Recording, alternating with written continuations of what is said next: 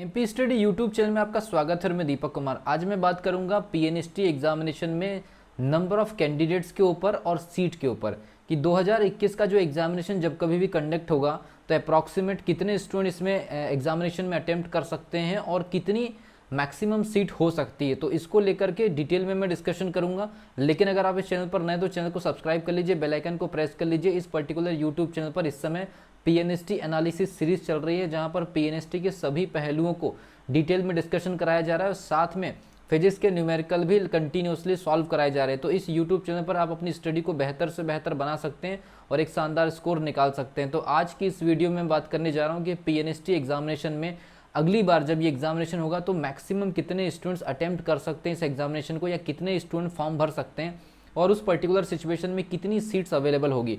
तो इसी के ऊपर मैं आप लोगों को जानकारी देने जा रहा हूँ। सबसे पहली चीज़ देखिए, जो पीएनएसटी का जो एग्जामिनेशन होने वाला है 2021 का, उसमें सबसे पहली चीज़ आपको समझना पड़ेगा, इसमें दो डिपार्टमेंट है। एक आपका डीएमई और एक आपका डीएचएस।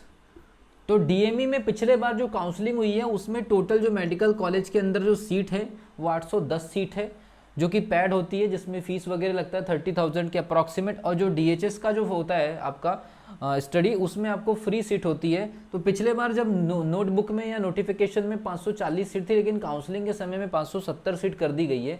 तो ये मान के चलिए कि अगली बार अगर किसी वजह से एक हाथ सेंटर और बढ़ जाते हैं तो लगभग अप्रॉक्सीमेट 600 सीट का ये कैलकुलेशन होने वाला है। तो लगभग ये मान के चलिए कि ये 810 सीट और ये लगभग 600 सीट, तो अगर हम इसको जोड़ दें तो लगभग अप्रॉक्सीमेट हम इसको मान सकते हैं कि 1400 सीटों पर कंपटीशन होगा।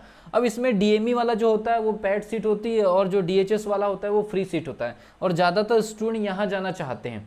ठीक है भी, तो 1400 सीटों का कंपटीशन होगा। अब उसमें आपको पहले बता दूं, पिछले साल जो 2020 का जो रुका हुआ एग्जामिनेशन हुआ था उसमें करीब 40,000 प्लस स्टूडेंट पिछले बार एग्जामिनेशन में अटेम्प्ट किए थे।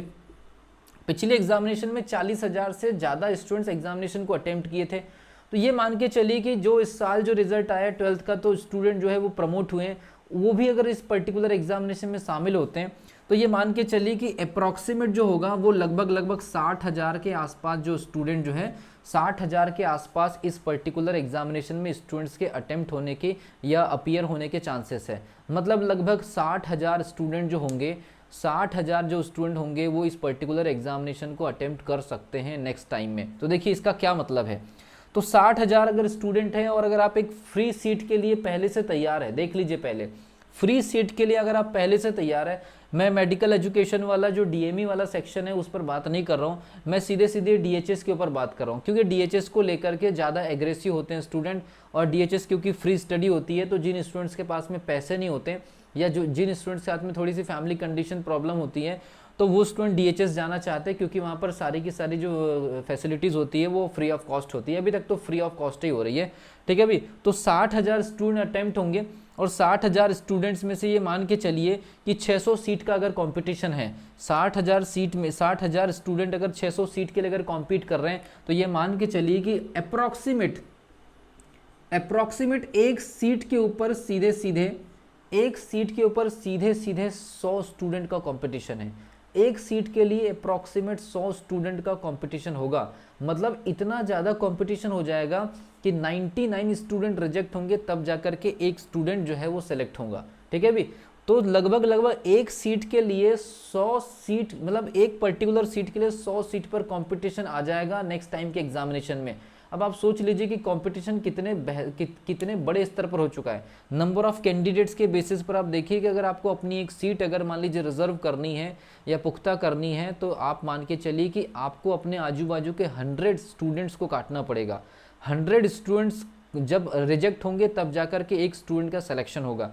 तो इसीलिए आप अपनी प्रिपरेशन को शानदार तरीके से जारी रखिए और इस YouTube चैनल पर जो फिजिक्स और फिजिकल केमिस्ट्री के जो न्यूमेरिकल सॉल्व करवाए जा रहे हैं, जितना भी आपको बेनिफिट मिल सकता है उस बेनिफिट का फ़ायदा उठाइए। 2 से 4 नंबर की वजह से पूरा का पूरा साल बर्बाद हो जाता है। और आप देख रहे हैं कि कंपटीशन अब 100 सीट तक पहुंच चुका है। मतलब 100 सीट, एक सीट के लिए 100 स्टूडेंट कॉम्पीट कर रहे हैं इस पर्टिकुलर एग्जामिनेशन में, और आगे हो सकता है मतलब नेक्स्ट टू नेक्स्ट ईयर ये कंपटीशन हो सकता है कि 12 एक सीट के लिए 120 130 स्टूडेंट तक चले जाइए और ये कंटिन्यूसली बढ़ते रहेगा। तो आपको समझ में आया होगा कि कैसे आपको मैं पीएनएसटी एनालिसिस सीरीज़ के माध्यम से एग्जामिनेशन के हर एक पहलू को टच कर रहा हूँ, ताकि आप अवेयर रहे, एग्जामिनेशन की प्रिपरेशन करें। तब तक मिलता हूँ अगली वीडियो में।